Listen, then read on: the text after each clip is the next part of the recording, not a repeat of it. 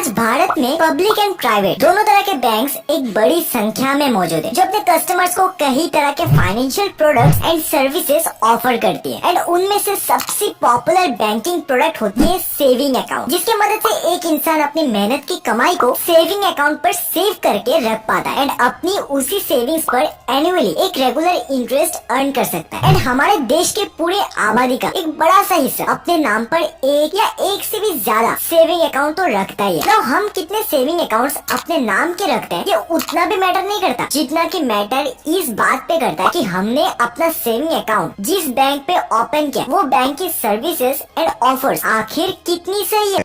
बात तो सही है। Now currently there are a total of 34 nationalized banks available in India, जिसमें से 12 इंडियन गवर्नमेंट बैंक हैं and the rest 22 are private sector banks। अब प्रॉब्लम ये है कि इतने सारे बैंक्स में से हम कैसे समझे कि हमें कौन सी बैंक में अपने लिए एक सेविंग अकाउंट खोलनी चाहिए, कौन सी बैंक हमें अपनी सेविंग डिपॉजिट पर सही इंटरेस्ट रेट्स देती है, सही कस्टमर सपोर्ट प्रोवाइड करती है एंड ऑब्वियसली कौन सी बैंक पे हमें अच्छे ऑफर्स एंड फ्यूचर्स मिलती है। And that's why today we will discuss about the 10 best banks in India for saving account and इन सारे बैंक्स को हम 6 मेजर फैक्टर्स के बेसिस पर डिस्कस करेंगे, like interest rates, minimum cash balance, regularity of withdrawal, fees and charges, net banking quality and customer support. So video को बिना skip किए एंड तक जरूर देखिएगा, क्योंकि ये छोटी छोटी फैक्टर्स है ना, ये आपके मेहनत की कमाई के लिए बहुत मायने रखती है। So our first factor is interest rate. यहाँ पर हमने बेस्ट सेविंग अकाउंट्स को अलग अलग अमाउंट सेक्टर्स पे डिवाइड किया according to the best interest rates they are offering to us. So यहाँ पर हमें सबसे ज्यादा interest rates RBL and IndusInd bank provide कर रहा है, whereas HDFC, Kotak Mahindra, DBS, Axis and ICICI are offering decent interest rates. यहाँ पे बंधन बैंक से हमें अप टू 1 लाख की सेविंग पर कुछ खास इंटरेस्ट रेट्स तो नहीं मिलती, बट अगर हम 1 लाख से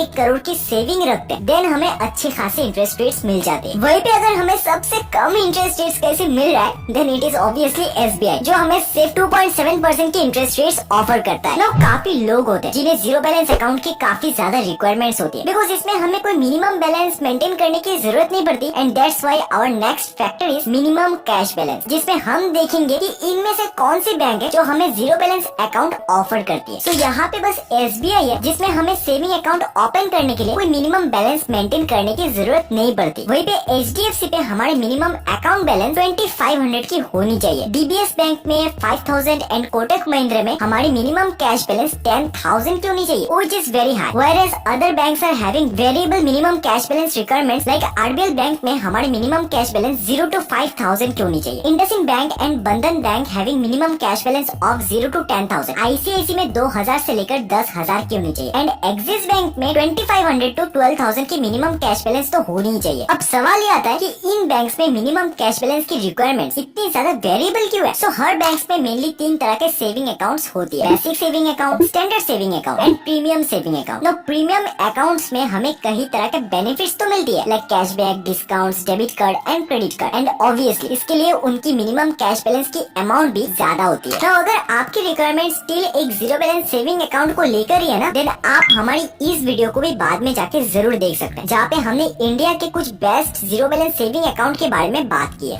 our next factor is regularity of withdrawals. लगभग हर बैंक्स में एक विथड्रॉल रेस्ट्रिक्शंस होती है, जिसमें हम एक लिमिटेड टाइम के लिए ही एटीएम से फ्री ट्रांजैक्शंस कर सकते हैं एंड साथ में हम डेली बेसिस पर एक सर्टेन लिमिटेड अमाउंट ही विथड्रॉ कर सकते हैं। फॉर एग्जांपल एसबीआई से हम 8 फ्री ट्रांजैक्शंस एंड डेली 20,000 से लेकर 1 लाख तक की कैश विथड्रॉल लगा सकते हैं। HDFC, RBL and axis gives us 5 free transactions and daily cash withdrawal limit of 50,000। Kotak, DCB, DBS से हम 5 फ्री ट्रांजैक्शंस कर सकते हैं एंड डेली अप टू 25,000 की कैश विथड्रॉल लगा सकते हैं। यहाँ पे इंडसइंड बैंक भी हमें 5 फ्री ट्रांजैक्शंस ऑफर तो करता है, लेकिन इसकी cash withdrawal limit daily basis पर नहीं बल्कि पूरे हफ्ते पे हम अप टू ₹50,000 विथड्रॉ कर सकते हैं। आईसीआईसीआई एंड बंधन बैंक भी हमें मंथली 5 फ्री एटीएम ट्रांजैक्शंस देता है, बट यहाँ पे आईसीआईसी से हम डेली अप टू 50,000 से लेकर 1 लाख तक की कैश विथड्रॉल लगा सकते हैं एंड वहीं पे बंधन बैंक से हम अप टू 2 लाख की कैश विथड्रॉल लगा सकते हैं। और fourth factor is fees and charges. हम जब भी अपना सेविंग अकाउंट किसी बैंक में ओपन करते हैं तो हमें साथ में कुछ एडिशनल फीस एंड चार्जेस भी बैंक्स को मंथली एंड एनुअली पे करनी पड़ती है। And the fees like maintenance fees, additional chequebook charges, also debit card fees. And having more information about all of this will help us to become familiar with the fees. As at the end of the day हम saving account open कर रहे हैं अपने पैसों को save करने के लिए। तो यहाँ पे हमने फीस में additional chequebook charges, debit card fees and annual maintenance fees को ही रखा है। तो यहाँ पे सबसे कम fees IndusInd bank and ICICI bank हमसे चार्ज करता है ऑन एवरी 25 लीव चेकबुक। इसके बाद Axis bank and RBL bank charge करता है 50 rupees plus GST on every 25 leaf chequebook. Whereas Bandhan bank, Kotak Mahindra and SBI charging ₹75 plus GST on every 25 leaf chequebook. And सबसे ज्यादा यहाँ पे चार्ज कर रहा है HDFC, that is ₹100 plus GST on every 25 leaf chequebook. Whereas DBS Bank is offering unlimited checkbook to his customers at free of cost. Now coming to the annual maintenance fees part, तो यहाँ पे सबसे कम charge बंधन bank हमसे ले रहा है। Also ICICI Bank is charging from ₹99 to ₹150 plus GST. SBI, HDFC and IndusInd Bank की फीस भी काफी डिसेंट है। Whereas DBS Bank is charging up to ₹400 plus GST and Axis Bank is charging up to 600 plus GST. Now Kotak Mahindra doesn't charge any annual fees on the first year of account opening, but from the second year they start charging ₹750 plus GST annually, which is much higher. अब आज के digital world में online banking भी एक major factors में से एक है। जब भी हम किसी बैंक में अपने लिए एक सेविंग अकाउंट खोलने जाते हैं तो क्योंकि करंट डेज पर हम ऑब्वियसली कैश से ज्यादा ऑनलाइन पेमेंट करना ही ज्यादा प्रेफर करते हैं। एंड फॉर दैट केस हम ऑब्वियसली चाहेंगे कि हम एक ऐसे बैंक में अपना सेविंग अकाउंट ओपन करें जिसमें हमें नेट बैंकिंग फैसिलिटी एक नंबर की मिलती हो। So our fifth factor is net banking support. यहाँ पे हमने इन बैंक्स की नेट बैंकिंग सपोर्ट को एज ए रेटिंग के थ्रू कंपेयर किया। यहाँ पे एचडीएफसी एंड आईसीआईसी की नेट बैंकिंग सपोर्ट हमारे पर्सपेक्टिव एंड एक्सपीरियंस से काफी ज्यादा बेटर है। सो हमने इसे 9 आउट ऑफ 10 की rating the. Whereas SBI, Kotak and axis bank की नेट बैंकिंग सपोर्ट भी काफी सही है। सो इसलिए हमने इन्हें दिया है 8 आउट ऑफ 10 की rating. RBL, IndusInd and Bandhan bank की नेट बैंकिंग सपोर्ट ठीक ठाक है, सो इसलिए हमने इन्हें दिया है 7 आउट ऑफ 10 की रेटिंग। बट डीबीएस बैंक की नेट बैंकिंग सपोर्ट उतनी भी एफिशिएंट नहीं है, so we have given it rating of 6 out of 10। So now अगर आपके लिए नेट बैंकिंग सपोर्ट काफी ज्यादा मैटर करता है, then you can choose HDFC, ICICI, SBI, Kotak और एक्सिस बैंक। नाउ जब भी हम सेविंग अकाउंट किसी भी बैंक में ओपन करते हैं ना, तो हमें कई बार काफी सारे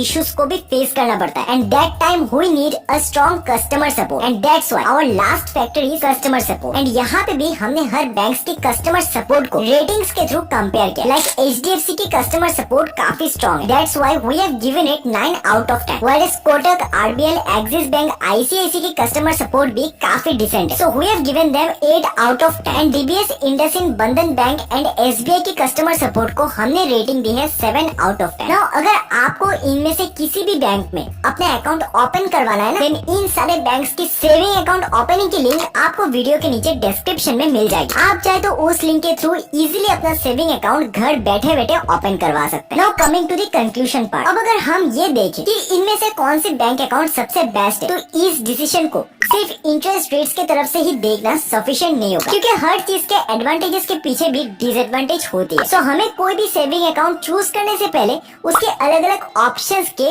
एडवांटेजेस एंड डिसएडवांटेजेस को अच्छे से इवेलुएट करना होगा। हमारी रिक्वायरमेंट्स एंड बैंक्स के सर्विसेज की ऑफरिंग्स एंड फीचर्स को एक दूसरे के साथ कंपेयर करना होगा, so that we can get the best saving account option for us as per our requirement. So ये था 10 बेस्ट बैंक्स इन इंडिया जो हमें बेस्ट सेविंग अकाउंट की एक्सपीरियंसेस प्रोवाइड करवाते हैं। एंड अब आपके पास भी इन सारे बैंक्स के बारे में इतनी जानकारी तो है कि आप अपने लिए एक सही डिसीजन ले सकते हैं कि आपको अपने रिक्वायरमेंट के हिसाब से कौन से बैंक में अपनी सेविंग अकाउंट खोलनी चाहिए। इसी के साथ हम मिलेंगे फिर से एक और नई एंड इन्फॉर्मेटिव वीडियो के साथ। तब तक स्वस्थ रहे, सलामत रहे, जय हिंद।